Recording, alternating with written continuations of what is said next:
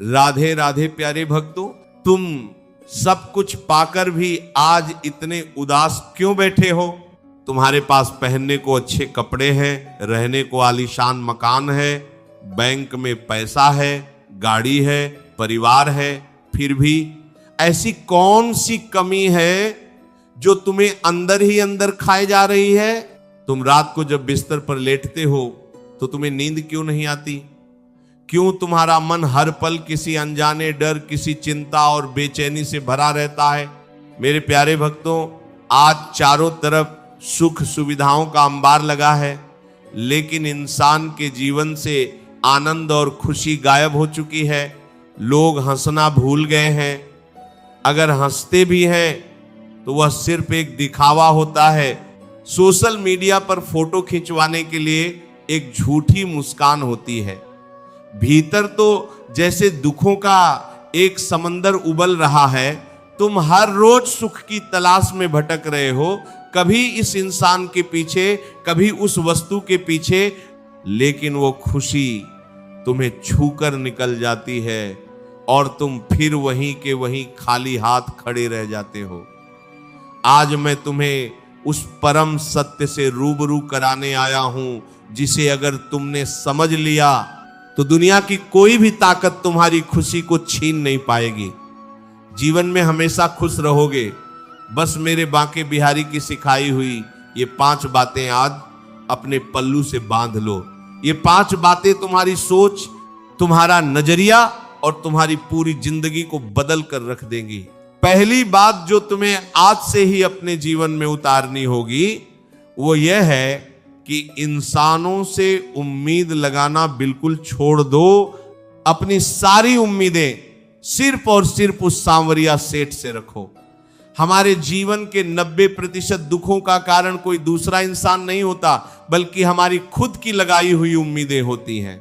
हम किसी के लिए थोड़ा सा कुछ कर देते हैं और फिर बदले में उससे बहुत बड़े सम्मान और प्रेम की इच्छा पाल लेते हैं। तुम सोचते हो कि मैंने अपनी पत्नी को इतना सुख दिया, अपने बच्चों के लिए अपनी जवानी खंगाल दी, अपने मित्रों के संकट में आधी रात को खड़ा रहा, तो ये लोग भी मेरे लिए वैसा ही करेंगे। लेकिन मेरे भाई, ये मृत्युलोक है। यहाँ हर इंसान अपने अपने स्वार्थ और अपने अपने प्रारब्ध के अधीन जी रहा है। जब सामने वाला तुम्हारी उम्मीद पर खरा नहीं उतरता, जब तुम्हारा बेटा तुम्हारी बात नहीं सुनता, जब तुम्हारा मित्र संकट में पीठ दिखा देता है, तो तुम्हारा दिल टूट जाता है। तुम रोते हो कि उसने मुझे धोखा दे दिया। अरे, उसने धोखा नहीं दिया, तुम्हारी उम्मीद ने तुम्हें जख्म दिया है। तुम एक हाड़ मांस के पुतले से, एक भिखारी से राजा जैसी दया की उम्मीद क्यों कर रहे हो? इस संसार में कोई भी इंसान तुम्हें पूर्ण सुख नहीं दे सकता। इसलिए आज से ही एक नियम बना लो, फर्ज सबका निभाओ, सेवा सबकी करो, प्रेम सबसे करो, लेकिन उम्मीद किसी से मत रखो। जब तुम बिना किसी उम्मीद के किसी की सेवा करोगे तो सामने वाला अगर तुम्हें गाली भी देगा तो तुम्हें दुख नहीं होगा। तुम मुस्कुराकर कहोगे कि मेरा कर्म पूरा हुआ। अपनी उम्मीदों की डोरी उस लाडली जी के चरणों में बांध दो, क्योंकि वहां से कभी निराशा नहीं मिलती। दूसरी सबसे महत्वपूर्ण बात यह है कि परिस्थितियों को स्वीकार करना सीखो और यह विश्वास रखो कि जो हो रहा है वह मेरे ठाकुर जी की मर्जी से हो रहा है। हमारे जीवन में जब भी हमारी मर्जी के खिलाफ कुछ होता है तो हम छटपटाने लगते हैं, हम भगवान को कोसने लगते हैं, रोने लगते हैं कि मेरे साथ ही ऐसा क्यों हुआ। लेकिन तुम ये भूल जाते हो कि तुम्हारी बुद्धि बहुत छोटी है, तुम सिर्फ आज का देख सकते हो, लेकिन वह त्रिकालदर्शी भगवान तुम्हारे भूत, भविष्य और वर्तमान सब देख रहा है। पूज्य संतों की वाणी में एक बहुत ही सुंदर बात कही गई है, मन का हो तो अच्छा और मन का न हो तो और भी अच्छा, क्योंकि फिर वह मेरे ईश्वर के मन का होता है। इसे एक बहुत ही प्यारी और सच्ची कहानी से समझो। एक राजा था जिसका एक मंत्री बहुत ही ज्ञानी और परम भक्त था। जीवन में कुछ भी अच्छा या बुरा होता, वह मंत्री हमेशा एक ही बात कहता था, ठाकुर जी की बड़ी कृपा है, जो हुआ अच्छे के लिए हुआ। एक दिन फल काटते समय राजा की उंगली कट गई। राजा दर्द से कराह उठा। मंत्री वहां खड़ा था, उसने तुरंत कहा, राजन चिंता मत करो, ठाकुर जी की बड़ी कृपा है, जो हुआ अच्छे के लिए हुआ। राजा को बहुत गुस्सा आया। उसने कहा, मेरी उंगली कट गई, मुझे इतना दर्द हो रहा है और तुम कह रहे हो कि अच्छा हुआ। सैनिकों, इसे तुरंत ले जाओ और जेल में डाल दो। सैनिकों ने मंत्री को जेल में डाल दिया, लेकिन जेल जाते समय भी मंत्री मुस्कुराया और बोला, ठाकुर जी की बड़ी कृपा है, जो हुआ अच्छे के लिए हुआ। कुछ दिनों बाद राजा जंगल में शिकार खेलने गया। वह अपने सैनिकों से बिछड़कर घने जंगल में बहुत आगे निकल गया। वहां कुछ आदिवासियों ने राजा को पकड़ लिया। वे अपने देवता को किसी मनुष्य की बलि देना चाहते थे।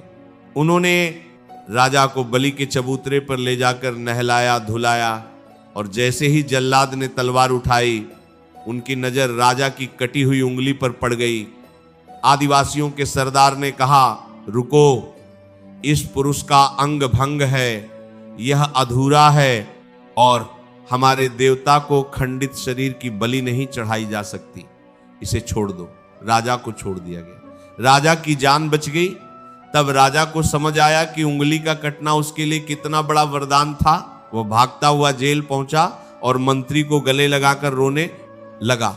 उसने कहा, मंत्री जी मुझे माफ कर दो, मेरी उंगली कटी तो मेरी जान बच गई, ये तो अच्छा हुआ, लेकिन जब मैंने तुम्हें जेल में डाला तब तुमने क्यों कहा कि जो हुआ अच्छे के लिए हुआ। मंत्री ने मुस्कुराकर कहा, महाराज अगर मैं जेल में न होता तो मैं शिकार पर आपके साथ होता। आदिवासी आपकी उंगली कटी देखकर आपको छोड़ देते, लेकिन मेरा तो कोई अंग भंग नहीं था, वे मेरी बलि चढ़ा देते, इसलिए ठाकुर जी ने मुझे जेल में रखकर मेरी जान बचा ली। मेरे प्यारे भक्तों, भगवान की लीला ऐसी ही विचित्र होती है। आज जो तुम्हें दुख लग रहा है, जो असफलता लग रही है, हो सकता है कि वह तुम्हें किसी बहुत बड़ी तबाही से बचाने के लिए भगवान का एक गुप्त आशीर्वाद हो। इसलिए हर परिस्थिति में मुस्कुराओ और कहो कि मेरे राघव जी की जैसी मर्जी, मैं उसी में खुश हूं। तीसरी बात, भूतकाल के पछतावे और भविष्य की चिंता को लात मारो, केवल आज में जियो और नाम जप करो। इंसान की सबसे बड़ी मूर्खता यह है कि वह उस समय को याद करके रोता रहता है जो बीत चुका है, जिसे वह चाहकर भी बदल नहीं सकता। उसने मेरे साथ ऐसा क्यों किया, मेरा वह नुकसान क्यों हो गया, काश मैंने ऐसा न किया होता। इन्हीं विचारों में इंसान अपनी आज की सुंदर सुबह को, आज के पावन पल को बर्बाद कर देता है, और जो समय अभी आया ही नहीं है, उस भविष्य की चिंता में वो अपनी रातों की नींद उड़ा लेता है कि कल मेरा क्या होगा, मेरा व्यापार चलेगा या नहीं, मेरे बच्चों का क्या होगा। अरे मूर्ख, जिस कल को तूने देखा ही नहीं, उसकी चिंता में तू अपने आज को क्यों मार रहा है। भगवत गीता में श्री कृष्ण ने साफ कहा है कि समय बड़ा बलवान है और जो कुछ भी हो रहा है वह नियति के अनुसार हो रहा है। तुम चिंता करके एक पल भी बढ़ा नहीं सकते। जो बीत गया उसे भूल जाओ, वह एक बंद किताब की तरह है, और जो आने वाला है उसे मेरे गोविंद पर छोड़ दो। तुम्हारे हाथ में सिर्फ आज है, यह वर्तमान पल है, इस पल को खुलकर जियो। चेहरे पर एक प्यारी सी मुस्कान लाओ और अपनी जुबान को सांसारिक चुगलियों और चिंताओं से हटाकर निरंतर राधे राधे के नाम जप में लगा दो। जब तुम नाम जप करते हो तो तुम्हारे आसपास एक ऐसा सुरक्षा कवच बन जाता है कि भविष्य की कोई भी विपत्ति तुम्हें छू नहीं पाती।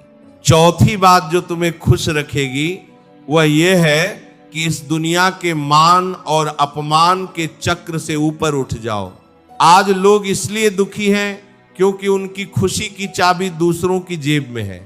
किसी ने तुम्हारी थोड़ी सी तारीफ कर दी, तुम्हें चार अच्छे शब्द कह दिए तो तुम फूले नहीं समाते, तुम्हारा अहंकार 7वें आसमान पर पहुंच जाता है। और अगले ही पल किसी ने तुम्हारी निंदा कर दी तुम्हारे बारे में कोई झूठी बात फैला दी या तुम्हारा अपमान कर दिया तो तुम डिप्रेशन में चले जाते हो, तुम्हारा खाना पीना छूट जाता है। तुम अपनी जिंदगी का रिमोट कंट्रोल दूसरों के हाथ में क्यों दे रहे हो? लोग तुम्हारे बारे में क्या सोचते हैं ये उनका विषय है, तुम्हारा नहीं। इस दुनिया का तो स्वभाव ही है कि जब तुम आगे बढ़ोगे तो लोग पैर खींचेंगे, जब तुम गिरोगे तो लोग हंसेंगे। जब साक्षात भगवान श्री कृष्ण और मर्यादा पुरुषोत्तम श्री राम को इस संसार ने नहीं छोड़ा, उन पर उंगलियां उठाई, तो तुम और हम तो मिट्टी के पुतले हैं। इसीलिए दुनिया की बातों को दिल से लगाना बंद करो। कोई तुम्हारी बड़ाई करे तो उसे ठाकुर जी का प्रसाद समझकर शांत रहो, और कोई तुम्हारा अपमान करे तो यह समझकर मौन रह जाओ कि मेरे पिछले जन्मों का कोई हिसाब किताब चुकता हो गया। जब तुम मान और अपमान दोनों में एक जैसे रहना सीख जाओगे, जब तुम्हें किसी के अच्छे या बुरे बोलने से कोई फर्क नहीं पड़ेगा, तब तुम्हारे भीतर एक ऐसी अचल शांति पैदा होगी जिसे दुनिया का कोई भी तूफान हिला नहीं पाएगा। पांचवी और सबसे आखिरी बात, जो तुम्हारे पास है उसमें संतोष करना सीखो और दूसरों से अपनी तुलना करना बिल्कुल बंद कर दो। आज इंसान अपने दुखों से उतना दुखी नहीं है जितना वो दूसरों के सुखों को देखकर दुखी है। पड़ोसी ने बड़ी गाड़ी खरीद ली तो अपनी छोटी गाड़ी में सफर करने वाले इंसान की छाती पर सांप लौटने लगता है। रिश्तेदार का मकान बड़ा बन गया तो अपनी सुंदर सी झोपड़ी भी जेल नजर आने लगती है। यह ईर्ष्या, यह तुलना इंसान को अंदर ही अंदर खोखला कर देती है। तुम हमेशा ऊपर वाले को देखते हो कि उसके पास कितना ज्यादा है, कभी नीचे मुड़कर उन लोगों को भी देखो जिनके पास न तो पहनने को चप्पल है, न सिर पर छत है और न 2 वक्त की रोटी है, फिर भी वे फुटपाथ पर तान कर सो रहे होते हैं। भगवान ने तुम्हें जो दिया है, जितने में रखा है, उसके लिए हर सुबह उठकर ईश्वर का धन्यवाद करो। कृतज्ञता का भाव ही खुशी का असली द्वार है। जब तुम यह सोचना शुरू कर दोगे कि प्रभु मैं तो इस काबिल भी नहीं था, फिर भी आपने मुझे इतना सब कुछ दिया, तो तुम्हारा हृदय आनंद से भर जाएगा। अपनी जिंदगी को सरल बनाओ, लालच और वासनाओं के पीछे भागना बंद करो। जितना संतोष तुम्हारे भीतर बढ़ेगा, तुम्हारी खुशियां उतनी ही गहरी होती जाएंगी।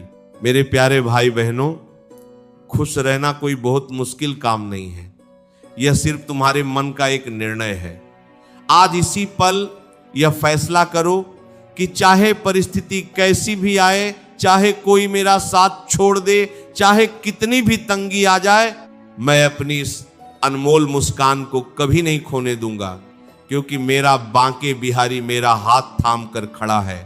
अपने कर्म को पूरी ईमानदारी से करो, किसी का दिल मत दुखाओ, भूखे को भोजन कराओ, गौ माता की सेवा करो और हर पल उस लाडली लाल के नाम का आश्रय लेकर आनंद में झूमते रहो। तुम्हारी यह छोटी सी जिंदगी वृंदावन का साक्षात धाम बन जाएगी। अगर ये वीडियो आपको अच्छा लगा हो तो वीडियो को लाइक करके चैनल को सब्सक्राइब जरूर करें और कमेंट में राधे राधे जरूर लिखें। ये वीडियो अपने दोस्तों परिवारजनों के साथ शेयर जरूर करें। मिलते हैं किसी और वीडियो में, तब तक के लिए राधे राधे, जय श्री कृष्ण।